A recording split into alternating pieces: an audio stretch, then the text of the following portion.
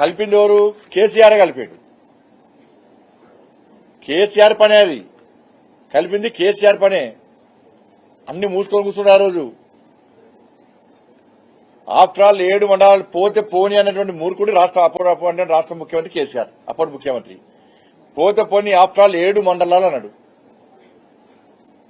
దీనికి సంబంధించి 2014 జూలై 29వ తేదీన రెవెన్యూ సెక్రటరీ జేసీ శర్మ గారు జీవో విడుదల చేసిందా లేదా? మరి అప్పుడు ఏం చేసిండు? అప్పుడు రాష్ట్ర ముఖ్యమంత్రి కేసీఆర్ ఏం చేసిండు? అప్పుడేమో ఆఫ్టర్ ఆల్ 7 మండలాలే, ఇప్పుడు మళ్ళా దాన్ని ఆ నేరాన్ని ఇంకోటి మీద నెట్టాలి. ఆ 7 మండలాలు కోల్పోవడానికి కారణమే అప్పటి ముఖ్యమంత్రి కేసీఆర్. ఇది వాస్తవం. ఇది అప్పటి ఆఫ్టర్ ఆల్ 7 మండలాలు ఇప్పుడు అంత ప్రాముఖ్యత ఏం కడుతుంది కదా. అప్పుడు భారతీయ జనతా పార్టీ మేము కూడా బాధపడ్డాం అప్పుడు.